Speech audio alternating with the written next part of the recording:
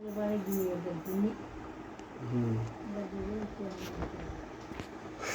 Good afternoon, students. Today, new topic I can explain, that is nothing but hydrosir. See, hydrosir is nothing but Jalakramankamu. Before that, I can explain hydrosir. You know about at least you know about the general character of the water plants, especially. See, now I can explain general character of the water plants. So, water plants means usually the best example for water plants hydrilla and Wallisneria and Nymphia, Pistia, Iconium. These are the all belongs to water plants. So జిలా క్రమాంకము అంటే ఇది నీరు మరియు తేమ కలిగినటువంటి ప్రాంతంలో అంటే నీటి పరిసరాల్లో ప్రారంభమయ్యేటువంటి ఒక అనుక్రమాన్ని మనం ఏమంటే జిలా క్రమాంకము అంటున్నాం. సో వార్మింగ్ అనే శాస్త్రవేత్త జిలా క్రమాంకము అండ్ జిలా భావ క్రమాంకము అని మనకు వివరించారు. అంటే వార్మింగ్ అనే శాస్త్రవేత్త మొట్టమొదటిసారిగా మొక్కలను 3 విధాలుగా విభజించడం జరిగింది. దాన్ని మనం ఏమంటామంటే నీటి మొక్కలు మరియు ఎడారి మొక్కలు, మధ్య రకం మొక్కలని. So you know very well about water plants, that is nothing but which are growing only in the condition of the water either moisture condition. కేవలం నీరులు తేమ కలిగినటువంటి ప్రదేశంలో మాత్రమే పెరిగితే వాటిని ఏమంటున్నారంటే వాటిని మనం ఏమంటున్నామంటే నీటి ఐ మీన్ ఎడారి మొక్కలు నీటి మొక్కలు అనడం జరుగుతుంది. ఎడారి మొక్కలు అంటే which are xerophytic plants is nothing but which are growing in the deficiency of the water conditions. Means అన్ని ఎడారి మొక్కలు ఎక్కడైతే నీరు లభించదో అక్కడ మాత్రం పెరుగుతుంది, వాటిని ఎడారి మొక్కలు అంటున్నాం. ఎగ్జాంపుల్ క్యాజూరైనా అండ్ ఒపేన్షియా, ఆస్పరాగస్ ఇలాంటి మొక్కలు. నెక్స్ట్ మధ్య రకం మొక్కలు. మధ్య రకపు మొక్కలు అంటే ఇవి నీరు ఉన్న ప్రదేశంలో నీరు మరియు కామన్గా మాయిశ్చర్ అండ్ తేమ, ఉష్ణోగ్రత అన్నీ సమాన భాగాలు ఉన్నప్పుడు అవి పెరిగేటువంటి వాతావరణ అనుకూలాలను బట్టి పెరగడం జరుగుతుంది. కామన్గా ఉండేటువంటి వాతావరణంలో పెరిగే మొక్కల్ని మధ్య రకం మొక్కలు అంటాం. దీనికి బెస్ట్ ఎగ్జాంపుల్ అన్నీ మన ఇంటి దగ్గర అన్నీ మనం చూస్తున్నటువంటి ప్రదేశాల్లో పెరిగేటువంటి మొక్కలన్నీ కూడా మధ్య రకం మొక్కల్లోకి రావడం జరుగుతుంది. సో ఈ విధంగా జల క్రమాంకము అంటే నీటి పరిసరాల్లో ప్రారంభమయ్యే ఒక అనుక్రమాన్ని మనం జల క్రమాంకం అంటారు. అదేవిధంగా జలాభావ క్రమాంకం అని కూడా ఉంది. అంటే నీరు లేని ప్రదేశంలో నీటి యొక్క వాటర్ డెఫిషియన్సీ కండిషన్ ఎక్కువ ఉన్నటువంటి ప్రదేశాల్లో ఉండే దగ్గర జరిగేటువంటి అనుక్రమాన్ని దాన్ని జలాభావ క్రమాంకం. అంటే నీరు లేని ప్రదేశంలో అంటే water dry condition and draft condition, deficiency of the water condition, especially the type of condition that belongs to జలాభావ క్రమాంకం అంటారు. ఓకే, సో ఈ నీటి పరిసరాల్లో ప్రారంభమయ్యే అనుక్రమాన్ని జల క్రమాంకం అంటారు. ఈ క్రమాంకము ముఖ్యంగా కొలనులో కానీ సరస్సులో కానీ ప్రారంభమవుతుంది. సో జల క్రమాంకములో ముఖ్యంగా వివిధ దశలు కలవు. ఆ వివిధ దశలు ముఖ్యంగా 7 దశలు కలవండి. ఓకే, సో ఒకటి మనం తీసుకుంటే దాన్ని వృక్ష ప్లవక దశ అంటున్నాం. వృక్ష ప్లవక దశ. రెండవది మునిగే దశ. మూడవది తేలే దశ. నాలుగవది రీడ్ స్వాంప్ దశ. ఐదవది బురద నీటి మైదానము దశ. సో ఆరవది అడవి భూమి దశ. ఏడవది చర్మ దశ. దీన్ని మనం ఏమంటున్నామంటే చివరి దశగా పేర్కోవడం జరుగుతుందండి. ఓకే, సో ముఖ్యంగా వృక్ష ప్లవకాల దశ. వృక్ష ప్లవకాల దశ అంటే యూజువల్గా వృక్ష ప్లవకాలంటే ఇది మొట్టమొదటిగా ప్రాథమికంగా ఉన్నటువంటి దశ. అది ఏంటంటే వృక్ష ప్లవక దశ. ఓకే, సో ఇది మనకు యూజువల్గా జల క్రమాంకంలో ప్రారంభ మొక్కలు అనడం జరుగుతుంది. వృక్ష ప్లవకాలు అంటే ముఖ్యంగా మనకు చెరువుల్లో లేదా కొలనులో ఇవి ఎక్కువగా నీటిపైన తేలుతూ జీవించేటువంటి చిన్న చిన్న సూక్ష్మ జీవులు లేదా చిన్న చిన్న వృక్షాలని మనం ఏమంటుంటే వృక్ష ప్లవకాలు అంటున్నాం. ముఖ్యంగా ఇవి ఏ కొలను అడుగు భాగంలో పెరుగుతున్నాయి అంటే కొలనులో లోతు తక్కువ 15 అడుగులు అంటే 15 అడుగుల లోతు అంటే 15 అడుగుల లోతు ఉన్నప్పుడు ఈ సూక్ష్మజీవులు నీటిలో పెరుగుతూ ఉంటుంది. నీటిలో ఉన్నటువంటి చిన్న చిన్న మైక్రో లేదా చాలా సూక్ష్మమైనటువంటి వృక్షాలని మనం ఏమంటుంటే వృక్ష ప్లవకాలు అనడం జరుగుతుంది. సో ఇవి జల క్రమాంకంలో ప్రారంభ మొక్కలు. ఈ వృక్ష ప్లవకాలకు ఉదాహరణ బ్యాక్టీరియా కావచ్చు, నీలి ఆకుపచ్చ శైవలాలు కావచ్చు, డయాటమ్స్ మొదలైనవి కావచ్చు. ఇవి చనిపోయిన తర్వాత అంటే ఇంతకంటే ముందు ఇవి ఇవి మనం ఏమంటున్నాం యూజువల్గా అయితే మనకు వృక్ష ప్లవకాలు ఆకుపచ్చ వర్ణంలో ఉండడం జరుగుతుంది. కొన్ని అవి కిరంజన సంయుక్త సూర్యరశ్మి సమక్షంలో అవి కిరంజన సంయుక్తం జరిపి ఆహార పదార్థాన్ని కూడా తయారు చేయడం జరుగుతుంది. సో అదేవిధంగా ఈ వృక్ష ప్లవకాలైనటువంటి బ్యాక్టీరియా కానీ, నీలి ఆకుపచ్చ శైవలం కానీ, డయాటమ్స్ కానీ అవి చనిపోయిన తర్వాత వాటి అవశేష భాగాలన్నీ కూడా అంటే చనిపోయిన వృక్ష కళేబరాలు వాటి యొక్క అన్ని కొలను అడుగు భాగానికి చేరడం జరుగుతుంది. ఈ విధంగా కొలను అడుగు భాగంలోకి చేరడం వల్ల వర్షపు నీటి ద్వారా కొంచెం మట్టి రేణువులు కొలనులోకి చేరడం జరుగుతుంది. ఈ విధంగా కొలనులోకి కొంత మట్టి రేణువులు చేరడం వల్ల దీనిలో కొలను నీటి లోతు అనేటువంటిది 15 అడుగులు ఉంటుందని చెప్పిన కదా. ఈ 15 అడుగుల లోతు అనేటువంటిది తగ్గడం జరుగుతుంది. ఈ విధంగా 15 అడుగుల లోతు తగ్గినప్పుడు వృక్ష ప్లవకాలు 15 అడుగులు ఉన్నప్పుడు మాత్రమే తనకు వృక్ష ప్లవకాలు జీవించడానికి జీవించడానికి ఈజీ అవుతుంది.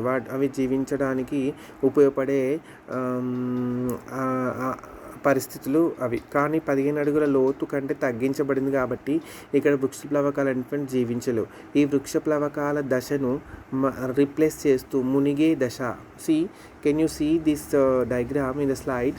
That is the first stage of that is వృక్ష ప్లవకాలు. Clear you can visible.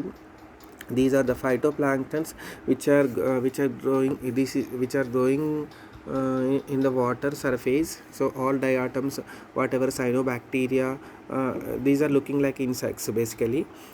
This is the first stage, and the phytoplankton stage which is replaced by the submerged. దాన్ని ఏమంటున్నాం మునిగే స్టేజ్ అంటున్నాం. కొలను నీటి 15 అడుగులు ఉన్నప్పుడు వృక్ష ప్లవకాల దశ వచ్చింది. 15 అడుగుల నుంచి 10 అడుగుల లోతు వచ్చినప్పుడు నీటిలో మునిగి జీవించే మొక్కలు అంటే కొన్ని హైడ్రోఫైటిక్ ప్లాంట్స్, కొన్ని నీటి మొక్కలు నీటిలో మునిగి కూడా పెరగడం జరుగుతుంది. అలాంటి మునిగి ఉండే దశ ఇప్పుడు మనం సెకండ్ దశ చదువుతున్నాం. కొలను నీటి యొక్క లోతు 15 అడుగులు ఉన్నప్పుడు నీటిలో మునిగి జీవించే మొక్కలు కొలనులోకి ప్రవేశిస్తాయి. సో ఫర్ ఎగ్జాంపుల్ నీటిలో మునిగి ఉండే మొక్కలకు ఉదాహరణ హైడ్రిల్లా. యూజువల్గా we can see then hydrilla and vallisneria.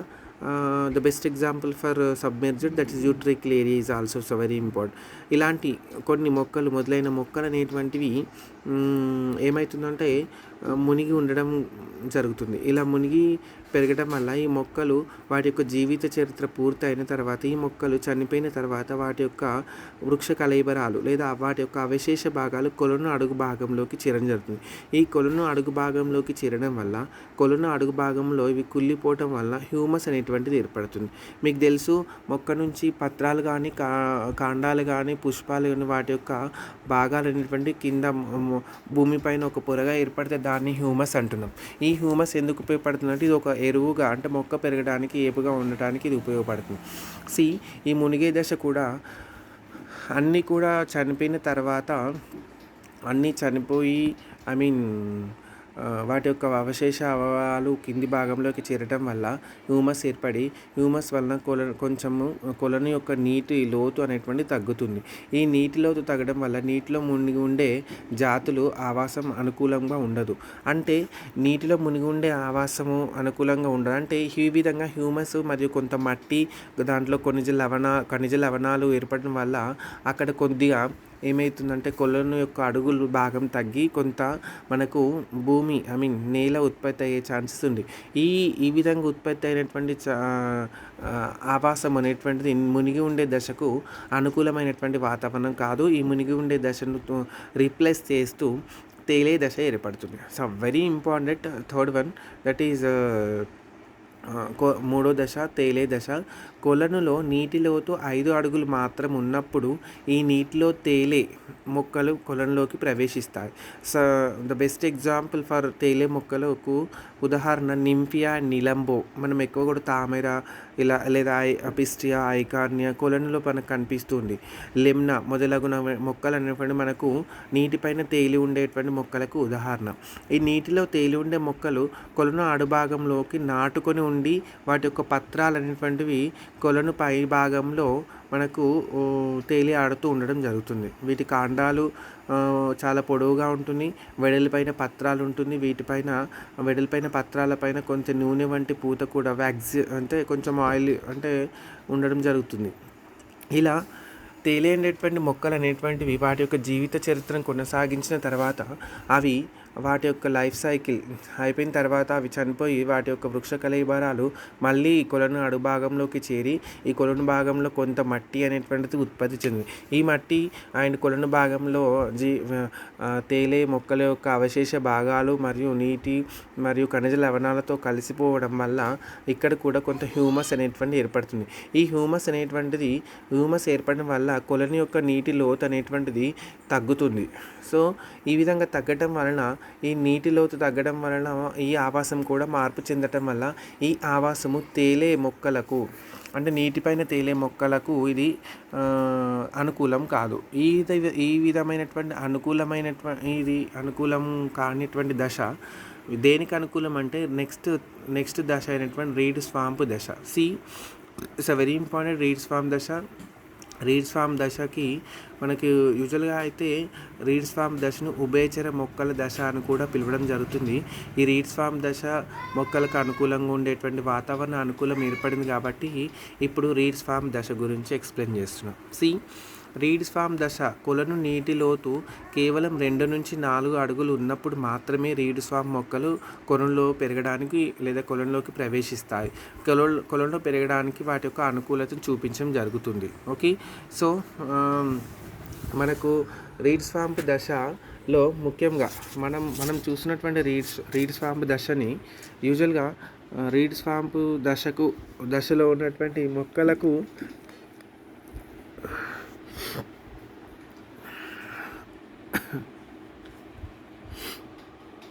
Read swamp దశ మొక్కలకు ఉదాహరణ ఏంటంటే టైఫా అండ్ రూమెక్స్ అండ్ సాజిటేరియా మొదలగునవి. Typha it's a very important plant.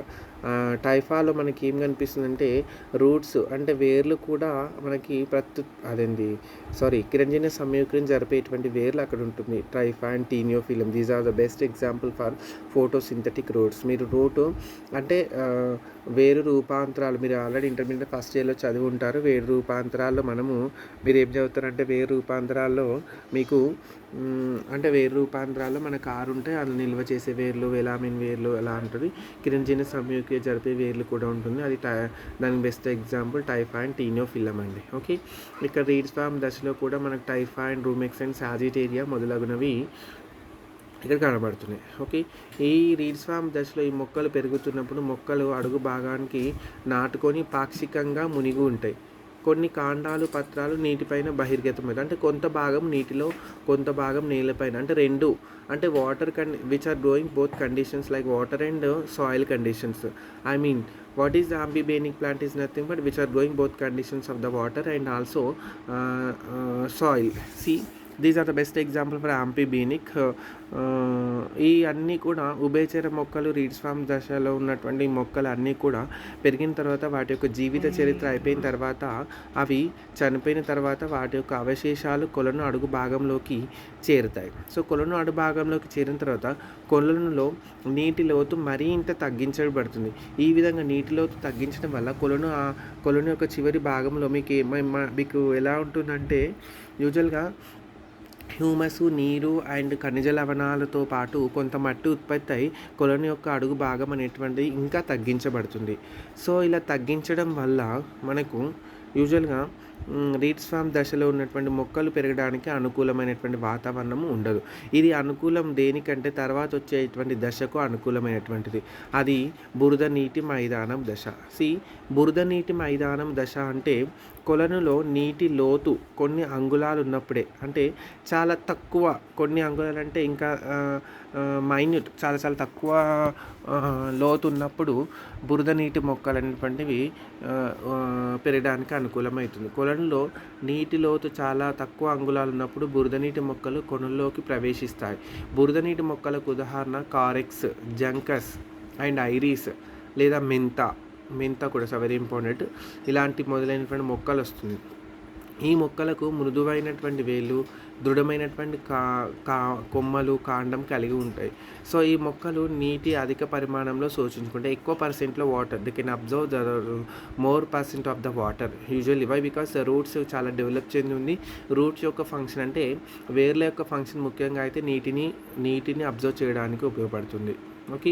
So ఎక్కువ పరిమాణంలో నీటిని శోషించుకొని అది బాష్పోత్సకం అధికంగా జరుపుతాయి. అంటే వాటర్ పర్సెంట్ యూజువల్గా అయితే ఒక మొక్కలో వాటర్ పర్సెంట్ ఎంత ఉండాలంటే 70% మాత్రమే ఉండాలండి. 70% ఎక్కువ ఉన్నా తక్కువ ఉన్నా మొక్క బతికే అవకాశం ఉండదు. ఒకవేళ ఒక మొక్క వాటర్ ఎక్కువ పర్సెంటేజ్ భూమి నుంచి వేర్ల ద్వారా గ్రహించినప్పుడు ఆ వాటర్ని బయటికి పంపించేటువంటి విధానమే బాష్పోత్సకం. ఏ విధంగా అంటే బాష్పోత్సకంలో ముఖ్యంగా మనకు 2 పత్రరంధ్రాల ద్వారా పత్రరంధ్రాలు మనకు 2 ముఖ్యమైనటువంటి కణాలు ఉంటుంది. రక్షక కణాలు, అనుబంధ కణాలు. వీటి ద్వారా నీరు అనేటువంటిది బయటికి రిలీజ్ అవుతుంది, అంటే బయటికి ఎవాపరేట్ అవుతుంది. దీన్నే ట్రాన్స్పిరేషన్ ప్రాసెస్ అంటే బాష్పోత్సకం అంటున్నాం. ఇలాంటి ప్రాసెస్ ఎక్కువ జరుగుతుంది బురద నీటి మొక్కల్లో, అంటే బాష్పోత్సకం ఎక్కువ జరుగుతుంది. ఈ చర్యల వలన నీటి పరిమాణం క్రమంగా తగ్గుతుంది. బురద మొక్కలు చనిపోయిన తర్వాత వాటి అవశేష భాగాలు అడుగు భాగంలోకి చేరి అవి కుల్లటం వల్ల హ్యూమస్ అనేటువంటి ఏర్పడుతుంది. ఇలా హ్యూమస్ అనేటువంటిది ఏర్పడిన వారి ద్వారా దాంట్లో కొంత వాటర్, మినరల్స్ అండ్ మట్టి, కొంత సాయిల్ ఏర్పడి అక్కడ బురద నీటి మొక్కలు లేదా బురద మైదాన మొక్కలు పెరగడానికి ఆవాసం అనేటువంటి అనుకూలించబడదు. ఈ విధంగా అనుకూలించకపోతే ఆ ఆవాసము దేనికి అనుకూలంగా మారిపోతుందంటే చివరి దశ అయినటువంటి మనకు అడవి దశ లేదా భూమి దశ, దాన్ని మనం ఏమంటున్నాం అడవి దశ అనడం జరుగుతుంది. సో ఈ విధంగా అడవి దశ మనకు వస్తుంది. సో అడవి దశ మనకి ఏంటంటే ఆధారం ఎక్కువ కాలం పొడిగా ఉండాలి అక్కడ వాతావరణము. దానితో పాటు వర్షాకాలంలో నీటిని నిండి ఉండే నీటి మొక్కల లక్షణాలను చూపే పొదలు ఆధారంలోకి ప్రవేశిస్తాయి. ఈ పొదలకు ఉదాహరణ సాలిక్స్ అండ్ కార్నస్ మొదలైనవి. ఈ మొక్కలు ఆధారం నుండి నీటిని అధిక పరిమాణంలో శోషిస్తాయి. బాష్పోత్సవం కూడా అధికంగా జరుగుతుంది.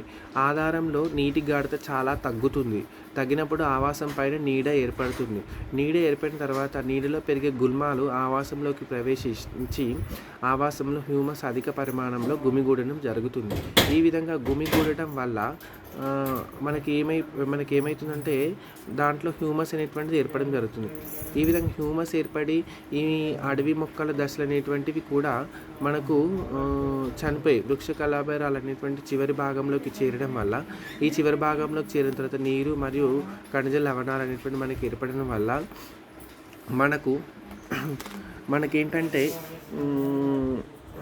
మొత్తం మనకి వాటర్ కండిషన్ అంతా తగ్గి హ్యూమస్ ఏర్పడి దాంట్లో ఖనిజ లవణాలు అనేటువంటివి ఆవాసంలోకి చేర్చి ఒక పూర్తి అంటే మట్టితో కూడినటువంటి భూమి ఏర్పడుతుంది.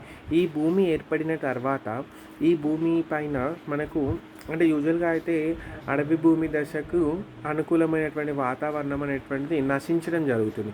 అది ఆవాసం అనేటువంటి అనుకూలించదు. ఈ ఆవాసం దేనికి అనుకూలించబడుతుంది అంటే అంటే జలాక్రమంలో ఉన్నటువంటి చివరి దశకు అనుకూలించబడుతుంది. ఆ చివరి దశని మనం ఏమంటున్నాం, చరమ దశ అంటున్నాం. సో చరమ దశలో ముఖ్యంగా మనకు వాతావరణం చాలా పొడిగా ఉంటుంది అండ్ అక్కడ పెరిగేటువంటి అన్ని వృక్షాలే ఉంటున్నాయి. ఆ వృక్షాలు కూడా యూజువల్గా అయితే మనకు ఫారెస్ట్ మనకైతే ఎవర్ గ్రీన్ ఫారెస్ట్ అంటే ఏమంటారు మీరు సతత హరిత అరణ్యాలు ఎక్కువగా పెరిగేటువంటి అంటే సతత హరిత అరణ్యాలు ఎవర్ గ్రీన్ ఫారెస్ట్ డెసియస్ ఫారెస్ట్ ఇలాంటి ఫారెస్ట్లన్నీ పెరగడానికి చివరి దశలో ఉంటుంది. మన యూజువల్గా అయితే చివరి దశలో మనకు అన్నీ కూడా ఎక్కువ ట్రీస్ కనిపిస్తాయి. సో అందుకే నేను ఇంకా పర్టికులర్ ఈ ట్రీ ఆ ట్రీ అని చెప్పట్లేదు. యూజువల్గా అయితే దాంట్లో మనము ట్రీస్ అంటే సతహర్త అరణ్యాలు అని చెప్తున్నాం. నెక్స్ట్ సో జలక్రమాంకంలో మనకు యూజువల్గా అయితే ఇంతకుముందు మీకు చెప్పినటువంటి స్టేజెస్ 7 స్టేజెస్ కనిపిస్తుందండి స్లైడ్లో. You can observe particular based on the diagram. So first one చిన్న చిన్న micro organisms like bacteria and virus లాగా కనిపిస్తుంది. ఆ వైరస్ బ్యాక్టీరియా కాదండి, కొన్ని సూక్ష్మజీవులు కూడా ఉన్నాయి. అదేవిధంగా డయాటమ్స్ ఉన్నాయి, వృక్ష ప్లవకాలు అంటున్నాం వాటిని.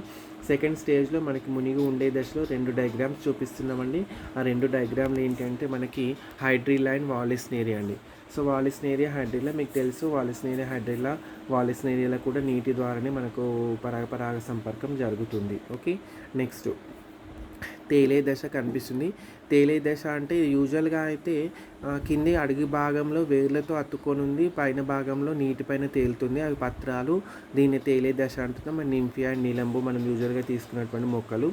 అండ్ నెక్స్ట్ మనకి ఏంటంటే తర్వాత తేలే దశలో ఉన్నటువంటి వాతావరణ అనుకూలత కల్పించినప్పుడు మనకి ఏంటంటే తర్వాత దశ ఏర్పడుతుందండి. ఆ తర్వాత దశని మనం ఏమంటున్నామంటే బురద నీటి దశ అంటున్నామండి. బురద నీటి దశలో ఇవి ఆంఫీబినిక్ ప్లాంట్స్ ఏమంటారు, ఉభయచర మొక్కలు అంటారండి. ఉభయచర మొక్కలు అంటే కొంచెం నీటి ప్రదేశంలో మరియు డ్రై అంటే నేల ప్రదేశం, 2 ప్రదేశంలో కూడా పెరిగేటువంటి ఛాన్సెస్ ఉంది. వాటికి బెస్ట్ ఎగ్జాంపుల్ నేను ఏం చెప్పిన అంటే రోమెక్సెన్ సాజిటేరియా అని చెప్పడం జరిగింది. అండ్ నెక్స్ట్ బురద నీటి దశ అండి. సో బురద నీటి దశ అంటే ఇవి ఎక్కువగా వాటర్ని అబ్జర్వ్ చేస్తుంది, వాటర్ని ఎక్కువ తీసుకుంది కాబట్టి ఎక్కువ బాష్పోత్సకం చేస్తుందని చెప్పిన. సో దీనికి మనము ఏంటంటే బురద నీటి మొక్కలకు ఉదాహరణ అయితే యూజువల్గా అయితే మెంత అండ్ ఐరిస్ అండ్ జెరీకస్ అండ్ కారెక్స్ కూడా చెప్పడం జరిగింది. అదేవిధంగా అడవి భూమి దశ యూజువల్గా అయితే అడవి భూమి దశలో ఇవి మొత్తము ఏంటంటే పొదలు ఎక్కువగా కనిపిస్తుంది. అంటే చిన్న చిన్న పొదలు. అంటే మనకి యూజువల్గా అయితే వృక్షాలు 3 రకాలుగా కనిపిస్తుంది. ఏంటిది అంటే గుల్మాలు, పొదలు అండ్ వృక్షాలండి. యూజువల్గా అయితే అడవి దశలో అన్నీ కూడా పొదలు కనిపిస్తుంది. సాలిక్స్ యూజువల్గా అయితే సాలిక్స్ అండ్ కార్నస్ అనేటువంటి మొక్కలు మనం తీసుకుంటాం. నెక్స్ట్ లాస్ట్ వన్ ఏంటంటే మనకి చర్మ దశని మనం అభయారణ్య దశ అంటున్నాం. దీంట్లో మొత్తం కూడా అడవులు ఉంటుంది, సతతహరిత అరణ్యాలు లేదంటే ట్రాపికల్ ఫారెస్ట్ అండ్ ఏమంటే ఉష్ణ మండల ఎడారులు లేదా సమశీతోష్ణ మండల ఎడారులు ఏంటంటే ఇక్కడ మనకు కనిపిస్తుంది. ఈ విధంగా వివిధ దశలో మనకు జల క్రమాంకంలో జరిగే విధానము ఏ విధంగా అంటే చిన్న చిన్న మొక్కల నుంచి పెద్ద పెద్ద మొక్కల వరకు పెరిగేటువంటి అంటే వాతావరణ అనుకూలతను బట్టి మరియు వాటి యొక్క సబ్స్ట్రేటం అంటే దాని కింద భాగంలో అంటే కొలని యొక్క బాటంలో అడుగుల యొక్క ఫస్ట్ 15 అడుగుల నుంచి అది చివరి భాగంలో కొన్ని అంగుళాల వరకు వచ్చింది. అంటే అడుగులు తక్కువైన కొద్దీ వాతావరణ అనుకూలత అనేది మార్పు చెందడం జరిగింది. అదేవిధంగా హ్యూమస్ ఆడడం వల్ల నీటి పర్సెంటు మరియు ఖనిజ లవణాల యొక్క పర్సెంటేజ్ మరియు అంతేకాకుండా దాంట్లో ఉన్నటువంటి వివిధ రకాలైనటువంటి వృక్ష కళేబరాలు కలవడం వల్ల వాటిలో వాతావరణం అనేటువంటి అనుకూలత అంటే వాతావరణం అంటే చేంజ్ అవ్వడం జరుగుతుంది. ఈ విధంగా వాతావరణ అనుకూలత లేకపోవడం వల్ల ఒక మొక్క దశ అని ఉంటాయి. అంటే వృక్ష ప్లవక దశ నుంచి 2వ దశ అనేటువంటి మునిగిన దశ వచ్చింది. మునిగిన దశ నుంచి మరియు మనకేమొచ్చింది తేలే దశ వచ్చింది. తేలే దశ నుంచి మనకేమొచ్చింది రీడ్ స్వాంప్ దశ వచ్చింది. రీడ్ స్వాంప్ దశ నుంచి మనకేమొచ్చింది బురద నీటి దశ వచ్చింది. బురద నీటి దశ నుంచి అడవి దశ నుంచి లాస్ట్కి చివరిగా మనకేముందంటే చర్మ దశ అనేటువంటి. ఈ విధంగా ఒక జలము అంటే నీటి ప్రదేశంలో పెరిగేటువంటి మొక్కల్లో వివిధ రకాల అనుక్రమాలు ఉండడం వల్ల దాన్ని జల క్రమాంకం అన్నామండి. సో దీంట్లో they are asking some questions for MSc. For example బురద నీటి మొక్కలకు ఉదాహరణ ఇలా అడుగుతారు. లేదు అంటే నీటిలో మునిగి ఉండే మొక్కలకు ఉదాహరణ. మునిగి ఉండంటే కామన్గా వాలిస్నేరియా హైడ్రిల్లా మీకు గుర్తుంటుంది. ఫైటోప్లాంక్టన్స్ మీన్స్ వృక్ష ప్లవకాలు అన్నారు. వృక్ష ప్లవకాలు వాటికి ఉదాహరణ. యూజువల్గా అయితే వృక్ష ప్లవకాలు మనము ఆల్గేస్లో అంటే సైనోబ్యాక్టీరియా అంటే డయాటమ్స్ కూడా ఉంది, అదేవిధంగా సైనోబ్యాక్టీరియా కూడా ఉంది. సైనోబ్యాక్టీరియా అంటే మీకు తెలుసు, సైనోబ్యాక్టీరియా నాస్టా కనబినా ఇవన్నీ ఏంటంటే ఆ మొక్కలు అనేటువంటివి థాలస్ రూపంలో ఉంటాయి. అంటే all these are belongs to thallophytes usually which are showing thallus manner structure. And సైనోబాక్టీరియాకి జనరల్గా ప్లాంట్స్ లక్షణాలు ఉంది, అదేవిధంగా బ్యాక్టీరియా కొన్ని లక్షణాలు కనిపిస్తుంది. రెండు లక్షణాలు ఉంది వాటిని సైనోబాక్టీరియాలో అంటే ఎక్కువగా మొక్కల లక్షణాలు కలిగి ఉంది కాబట్టి వీటిని వృక్షాలుగా పరిగణించడం జరిగింది. సైనోబాక్టీరియాలు ఉంటుంది, డయాటమ్స్ ఉంటుంది యూజువల్గా.